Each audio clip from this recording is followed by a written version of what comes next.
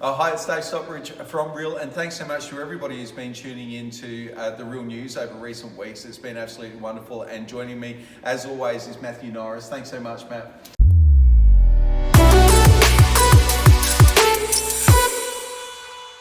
Over recent weeks, we've definitely experienced the market being in short supply. Buyers are frustrated by the lack of availability, and we've seen that dynamic play out right across the northern suburbs as properties are hotly contested early on, or sometimes struggling to sell. It's really interesting. It seems to happen really early in much competition, or it can take a little while thereafter. But our experience has definitely been that if vendors are heeded our advice when it comes to pricing and strategy, that they're being able to action sale much sooner in the campaign than I guess you would have expected, say 12 or so months ago.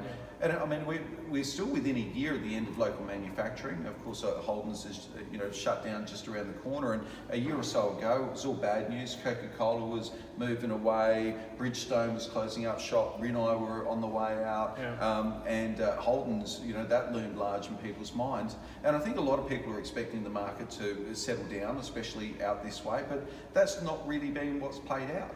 No, definitely. And a surprise to you? Yeah, a little bit. Yeah. And I've noticed that over recent weeks as well that we've been getting a lot more interest from developers who seem to be encouraged. Maybe they saw our video last week about possibly the construction boom. It was a good video. Yeah, I wanted to get on board. And we've got some significant sites like around Main North Road there. We've got the two properties with over 1,500 square metres, and it's really interesting that although that's you would imagine quite attractive, a year or two ago it wouldn't have caused the same level of interest as what we're experiencing right now. No. And I know you hold special interest around Ingle Farm. You're running for council in the adjoining suburb there around Parra Hills. And so you're very familiar with that space. And what's been going on around Ingle Farm? Yeah, so a lot of the old houses are getting knocked down. There's some areas close by, but Ingle Farms definitely has had a bit of a rise.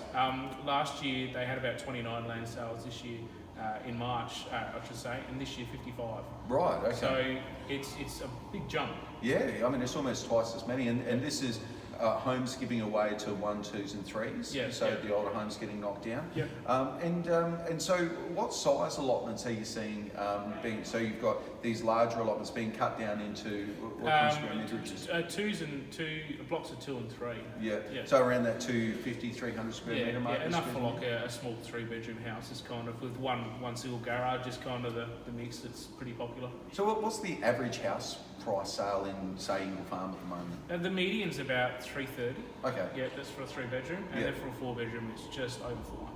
Okay, so for that 330, people are buying a home at a generous enough size allotment that they might be able to subdivide in the future. And so you buy your house for 330. If you're going to knock it down, you might put one into two. What would say a 400 square metre or a 370 square metre allotment in Ingle Farm be going for? Yeah, well, I mean, you're still getting them for the high 2s, early 3s. Yeah, which is great, really. If you're going to buy one and split it into two, there's great way to make money, that's for sure.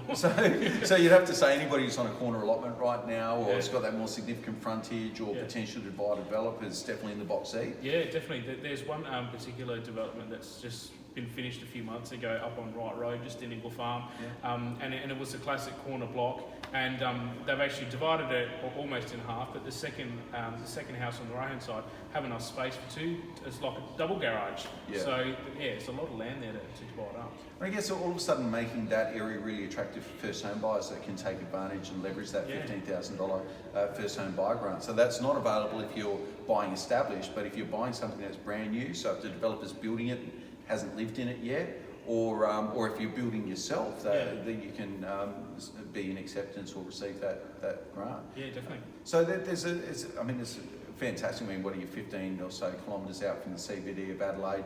You've got all the convenience of the suburbs. Ingle Farm Shopping Centre, the community centre there.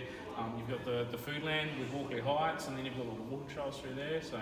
Yeah. And tell us about the Parra Hills Community Club, Community Hub. That's opening shortly. Yeah, so that's opening on the 11th of August. They're having the opening for that. So that's great news for Para Hills because not much has really been done around there for a very long time, which is definitely something that's been very obvious in my campaign. A lot of people have said it to me again and again and again. So great to see it's an extension of the existing library. But yeah, it looks awesome. So it's good to see a good example of council money going towards something that's going to definitely benefit the community. And positive feedback, obviously. I mean, sorry, we didn't mention before, but Matt's also running for council in that area, and so really got your finger on the pulse when it comes to the community. Having been out there and door knocked and running your street corner meetings, so people get an opportunity to share their thoughts with you. What are some of the themes that are coming out from those discussions? At the moment, there's a few things around maintenance. Suburbs like Para Hills are kind of being left behind at the moment. So you know, it's something residents are passionate about that they obviously love where they live, and it's hopefully I'll be able to get in there and make things happen for them and fix some problems. Significant nuisance trees are also an issue, but you know, that's hopefully going to be an easy one to crack because it's more common sense than saving a tree that's causing issues or digging up the road 5 times because of one tree. So it's just stuff like that that really needs to be fixed. So when you're talking about maintenance, you're talking about like median strips, streetscape, parks, playgrounds, that type of thing? Footpaths and all that sort of things, like gutters that have been broken away and all that sort of just general maintenance stuff that's kind of been lacking for a long time. Well, I mean, it's great that the community now have a voice. They've got somebody that they can refer to, talk to, share their thoughts. And when's the election on? So it's in early November. So voting takes place late October, a postal vote.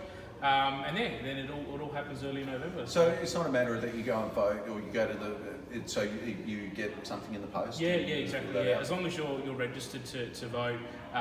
Registering to vote if you're not already on the electoral roll ends, I think, the 10th of August. So but otherwise, if you voted in a state election like the last state election, then you should be fine. But always double check if you're keen to vote. And not everyone votes because it's not compulsory, by the way. So it's as one of my campaign slogans. There's never been a more important time to vote in a council election. Yeah, absolutely. Well, I mean, before we go, any other themes that you've picked up? I mean, as part of your campaign, is there what's your message to voters if we gave you 30 seconds to talk to I think accurate representation, getting back to basics with council, doing things we should be doing, not trying to be PC about stuff and focus on pet projects. We need to go back to basics and just some accurate representation. I think that's what the people are really looking for in Hills Ward. You were mentioning to me before that, you know, there's you're door knocking, you're talking to people, not many people are really aware as to who the representation is. If there's a problem in the area, they're not really sure where to take that complaint or that issue up with. So, you know, it sounds like you're really active out there and listening to people, and you know, it would be a fine representative if given the opportunity. So, that's right. well, we're proud to have you on board, and it's great to know not only do you live in the area, you're selling in the area, you've got your heart in the community, and you know, we all need, you know, the community needs more people like you. Thank you. So there you have it. There's another wrap up from Real. A little bit of insider information as to what's going on in that inner northeastern enclave there of Para Hills, Ingle Farm. A lot of development and something to keep in mind. So if you're from that part of the world or know anybody who is that has one of those large allotments, before they sell, please check in with Matthew, because Damien Panino, our surveyor, can very quickly cast his eye over your allotment and see what the potential for possible subdivision might be, or the way that you can maximise your offering and your square meterage for sale. So if there's any other questions that you might have pertaining to that, naturally never hesitate to yell out. Also, very important to get out with the council elections. You know, this really is your opportunity to have your voice heard. You won't get another opportunity for 4 years, so you will be stuck with the councillors that the community deserves by voting or not voting.